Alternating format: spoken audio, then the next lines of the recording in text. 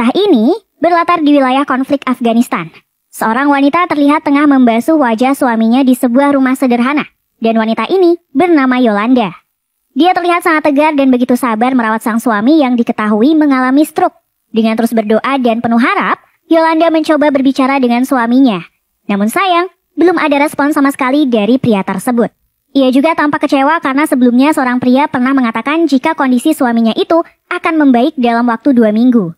Tetapi hingga 16 hari berlalu, tidak ada tanda-tanda membaik sedikit pun pada kondisi suaminya. Melihat cairan infus yang mulai habis, Yolanda lalu berinisiatif untuk mendatangi apotik. Perjuangan untuk mendapatkan obat-obatan yang dibutuhkannya juga tidaklah mudah. Karena selain situasi yang tidak aman, ternyata hutang yang menumpuk di apotik itu juga telah memaksa Yolanda pulang dengan tangan hampa. Alhasil, hanya air yang dicampur gula dan garam saja yang bisa ia berikan sebagai ganti cairan infus untuk suaminya. Kondisi mereka juga semakin diperparah. Sosok Bibi yang selalu diandalkan sebagai tempat untuk meminjam uang, ternyata malah diam-diam sudah pindah dari kontrakannya. Sama halnya dengan saudara dari suaminya itu yang juga telah pergi entah kemana. Seolah mereka semua tak mau ikut dibuat repot dengan kondisi suami Yolanda yang tidak berdaya. Mirisnya lagi, tidak ada cukup uang bagi mereka untuk membeli air, telah memaksa anak-anak mereka harus melalui malam itu dengan kehausan. Esok harinya, seorang ulama datang ke tempat tinggal wanita itu dan berniat mengajaknya untuk berdoa. Tujuannya sangatlah mulia, yakni untuk mendoakan kesembuhan suami dari wanita itu. Namun bukannya menuruti ajakan tersebut, wanita itu malah berkelit jika dirinya sedang berhalangan atau datang bulan. Alhasil ulama itu hanya bisa sekedar mendoakan keluarga dari wanita itu agar tetap dalam perlindungannya dan sang suami bisa segera mendapat kesembuhan. Ketika masuk kembali ke dalam rumah, wanita itu pun dibuat marah setelah mendapati kedua putrinya yang tengah bermain-main dengan tubuh sang ayah. Dengan penuh kekesalan, wanita itu pun lalu menyingkirkan anak-anaknya dan kembali membetulkan saluran infus yang selama ini digunakan oleh suaminya. Dari sinilah perlahan terungkap bahwa ternyata pria tersebut sempat mendapat tembakan di leher bagian belakangnya dengan peluru yang masih bersarang di dalamnya. Namun anehnya ia masih tetap bisa bertahan hidup meski dalam kondisi yang tak berdaya. Tak lama kemudian, getaran hebat dirasakan oleh semua warga di sekitaran sana. Sejumlah ledakan telah membuat orang-orang bergegas menuju ke ruang bawah tanah untuk berlindung. Sementara Yolanda hanya bisa membawa kedua putrinya dan meninggalkan suaminya sendiri yang masih tergeletak tak berdaya. Setelah dirasa aman, wanita itu pun lalu kembali ke rumahnya dan mulai membersihkan puing-puing bangunan yang berserakan karena serangan tadi, termasuk mengecek kembali kondisi suaminya.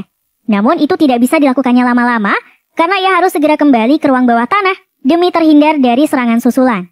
Sialnya, tak lama setelah ia meninggalkan suaminya, tiba-tiba datang 3 pria bersenjata yang langsung menggeledah rumah tersebut. Bahkan mereka yang menyadari adanya pria sakit-sakitan di dalam rumah itu sampai tega merampas cincin dan jam tangan yang dikenakan oleh pria tersebut. Hal itu juga yang tampaknya telah benar-benar membuat Yolanda menjadi geram. Tidak hanya karena aksi pencurian yang dilakukan oleh kelompok bersenjata tadi, tetapi juga karena beberapa tetangganya pun telah matoi dengan mengenaskan. Karena kondisi itulah, Yolanda akhirnya memutuskan untuk segera pergi mencari keberadaan bibinya lagi. Setidaknya hanya sosok itulah yang selama ini menjadi harapan satu-satunya. Bersama dengan kedua putrinya, Yolanda kembali mendatangi kontrakan lama sang bibi. Dengan memelas dan sedikit paksaan, penghuni kontrakan yang awalnya mengaku tidak tahu sama sekali keberadaan sosok yang dicari Yolanda, akhirnya memberi suatu alamat yang diyakininya menjadi tempat tinggal baru dari sang bibi. Nah, berbekal alamat yang didapatkannya, wanita itu akhirnya berhasil menemukan bibinya yang ternyata sekarang tinggal di salah satu rumah bordil dan menjadi pekerja di sana.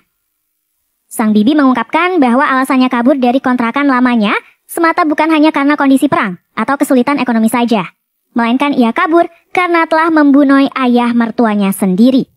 Ia menceritakan bahwa sebelumnya ia pernah dinikahkan dengan seorang saudagar kaya. Namun karena sang bibi yang mandul, lalu ia pun dikirim ke rumah mertuanya. Dan sial bagi sang bibi, bukannya mendapat perlakuan yang baik seperti menantu pada umumnya, ia justru dijadikan pelayan oleh mertuanya sendiri. Parahnya lagi, ayah mertua yang mengetahui kondisi menantunya yang mandul malah memperdayanya dengan sangat rutin. Sang bibi yang kesal karena perlakuan tersebut, akhirnya memutuskan untuk membunuh ayah mertuanya sendiri, lalu memutuskan kabur hingga akhirnya sekarang tinggal di rumah bordil ini. Setelah cukup mendengar semua kisah masa lalu sang bibi, Yolanda akhirnya menitipkan kedua putrinya di sana dan bergegas pulang kembali ke rumahnya untuk mengecek kondisi suaminya. Di rumah kecil itu, Yolanda kembali mencurahkan isi hatinya yang mengulas lagi kisah lamanya.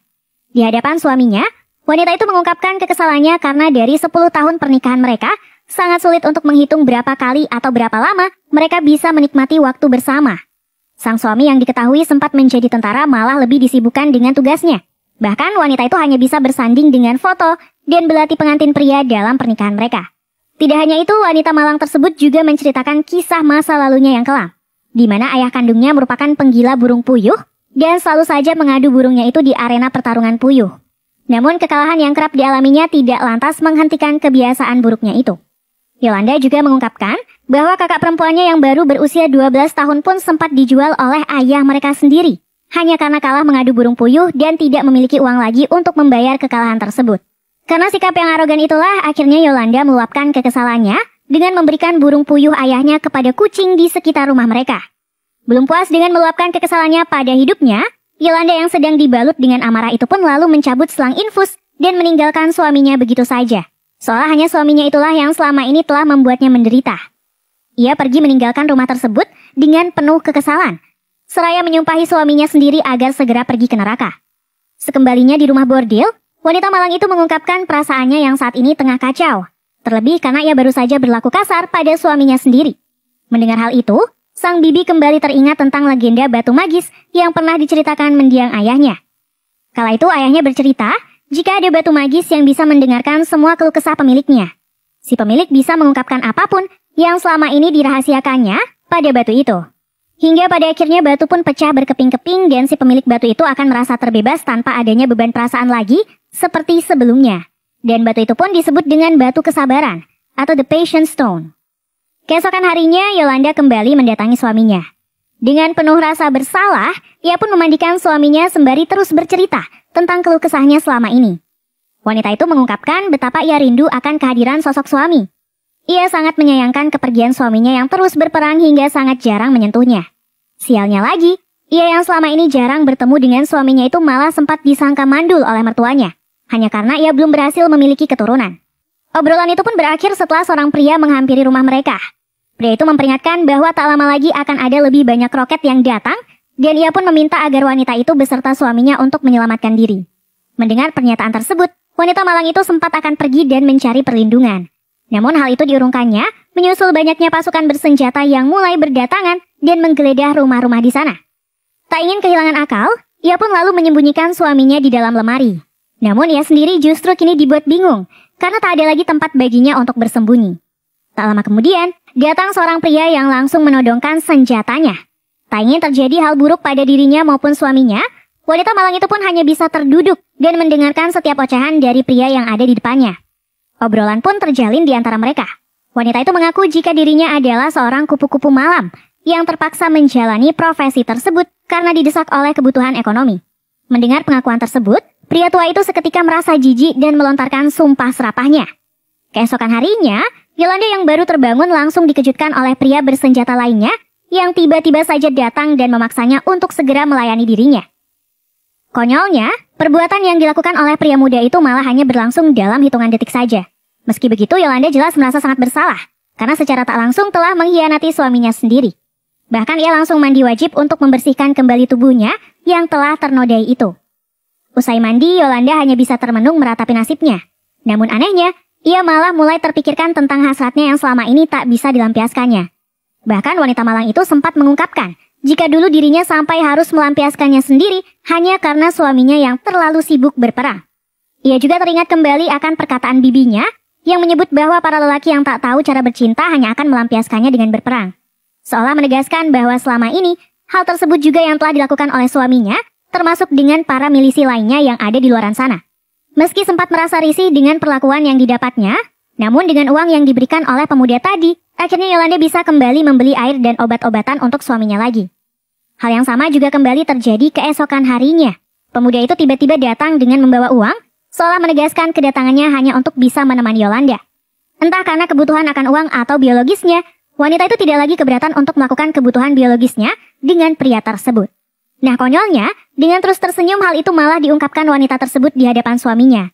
Seolah ia benar-benar telah mendapatkan kesenangan lagi setelah lama tak mendapat kasih sayang dari suaminya sendiri. Terlebih ia juga mengagumi sosok pemuda tadi yang begitu menurut dengan apa yang ia ajarkan. Di hari berikutnya, wanita malang yang kembali pulang ke rumahnya mendadak dibuat takjub dengan kondisi pagar yang telah diperbaiki. Dan itu ternyata merupakan perbuatan dari pemuda yang sempat bersamanya. Di hari yang berbeda, kejutan kembali dihadirkan oleh pemuda itu. Kali ini sebuah bingkisan berisi makanan dan perhiasan telah membuat Yolanda menjadi semakin terkesima dengan sosok pemuda tersebut. Ia yang menyadari akan kedatangan pemuda itu langsung merias wajahnya dan mengenakan pakaian terbaiknya. Seolah-olah ia benar-benar bersiap menanti kedatangan pemuda yang telah memikat hatinya. Sembari menunggu kedatangan pemuda itu, si wanita malang kembali mengungkapkan rahasia besar yang selama ini telah disimpannya rapat-rapat. Di hadapan suaminya, ia menuturkan bahwa kedua putri mereka bukanlah darah daging dari suaminya itu. Ia mengatakan bahwa saat dirinya dituduh mandul, saat itu juga ibu mertuanya ingin menjodohkan anaknya itu dengan wanita lain. Namun si wanita malang yang tak ingin kehilangan suaminya itu, lalu menceritakan masalahnya tersebut dengan bibinya. Melalui ide brilian sang bibi, wanita malang itu dipertemukan dengan seorang pria yang disebutnya sebagai tabib. Padahal nyatanya pria itu adalah mucikari dari bibi itu sendiri. Sang bibi pun mengatakan pada mertua wanita malang itu bahwa tabib yang dibawanya bisa mengobati kemandulan, dan tak sulit baginya untuk membuat wanita malang itu menjadi hamil. Melalui beberapa kali pertemuan dengan pria random, Yolanda digagahi oleh pria yang tidak diketahui identitasnya. Hingga kemudian, ia pun hamil, dan terlahirlah anak pertamanya. Hal serupa juga yang telah membuat Yolanda hamil untuk kedua kalinya. Namun sampai sekarang, ia sama sekali tak mengetahui apakah yang menghamilinya adalah pria yang sama atau bukan. Secara ajaib, suami yang telah lama tak sadarkan diri itu tiba-tiba saja membuka matanya. Seolah ia telah mendengar semua keluh kesah yang diungkapkan istrinya selama ini, termasuk dengan rahasia besar dari anak-anak mereka. Dengan penuh murka, pria itu lalu berusaha meluapkan kekesalannya pada wanita malang itu. Namun apalah daya, tubuhnya yang masih lemah hanya bisa sekedar memegangi leher istrinya saja. Sementara wanita malang itu malah meraih sebilah pisau dan menikamkannya pada tubuh suaminya tersebut. Tak lama berselang, si pemuda pun datang dan hanya bisa terdiam melihat pemandangan yang ada di depannya. Sementara itu, wanita malang yang baru saja membunuh suaminya tampak tersenyum bahagia. Seolah ia telah berhasil membuat batu kesabarannya pecah berkeping-keping dan kini tinggal menyisakan kebahagiaan saja untuknya. Dan kisah pada film ini pun berakhir.